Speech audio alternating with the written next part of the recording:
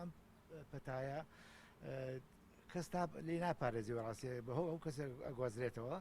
جگە لەوەش ڕاستە خۆی ئەوانەی کە تەمەنیان زیاترە یان دەخۆشیکەیان هەیە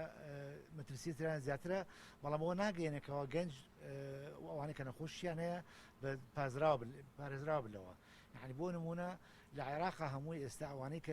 ئەوانەی کە مردوون تەنها 45 نەخۆشیکەیان هەبووە 50 زیاتریان نەخۆشییان نەبووە لە سلێمانی ئاگاتان لە ئەوانەی کە گیانیان سپارد بەداخەوە چەندها کەسیان تیا بوو لە سیەکانی تەمەنیان هەبوون کەوا بێ ئەمە بێ بە هەمومان ئاگامان لە خۆمان بێت ئێستا ڕای دەستخۆشی لە تەندروستی و کارمەندان و پزیشکانی تەندروستی بەڵام نەخۆشیەکە ئەوەنە بڵاو بێتەوە کە لە خەستخانە جێگەی زۆر دەماوە بکە بە تایبەتی جێگەی ئەوانە بێت کە پێویستیان بە عنایە مڕەکەزە هەیە بۆیە تەنها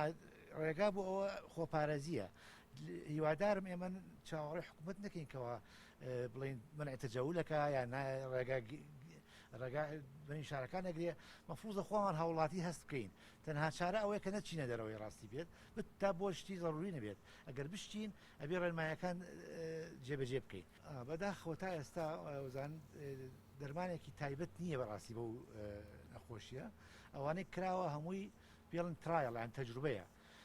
هەمان کاتە ڤاکسینیش نییە بۆەوە تا ئێستا ڤاکسینیش تا دروست ئەبێ و تاقیەکرێتەوە و بەشی هەموو جیهان بکات ساڵەکەم تری پێ ناچێت یعنی بێمە ئەو بخێن خەیاڵمانەوە کە دوورە ئێستا بەڕاستی ڤاکسین هەبێت لەبەرەوە تەنها چارە ئەوەیە خۆپارێزیە